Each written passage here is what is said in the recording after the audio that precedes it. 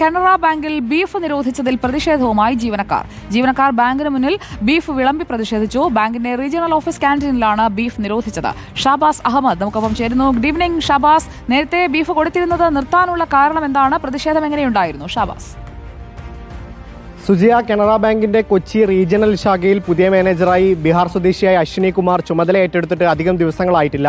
അതിനിടയിൽ തന്നെ ജീവനക്കാരോട് മോശമായി പെരുമാറുന്നുവെന്നും മാനസികമായി പീഡിപ്പിക്കുന്നുവെന്നുള്ള പരാതികൾ ഉയർന്നിരുന്നു. ഈ സാഹചര്യത്തിലാണ് ഈ ക്യാന്റീനിലെ ബീഫ് നിരോധിച്ചുകൊണ്ടുള്ള നിർദ്ദേശം കൂടി മാനേജറുടെ ഭാഗത്തു നിന്നുണ്ടായിരുന്നത്.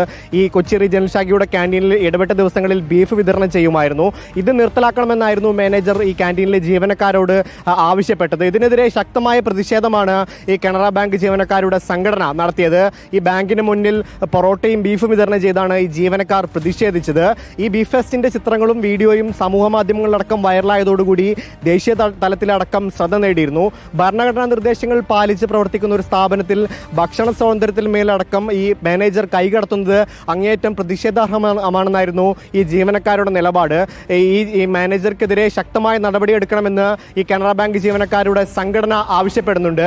ഈ മാനേജറെ സംരക്ഷിക്കുന്ന നിലയിലേക്ക് ഈ മാനേജ്മെന്റ് കടന്നാൽ ഈ പ്രക്ഷോഭം കൂടുതൽ ശക്തമാക്കുമെന്നും കനറ ബാങ്ക് ജീവനക്കാരുടെ സംഘടന നിലവിൽ അറിയിക്കുന്നുണ്ട്. സുജയ.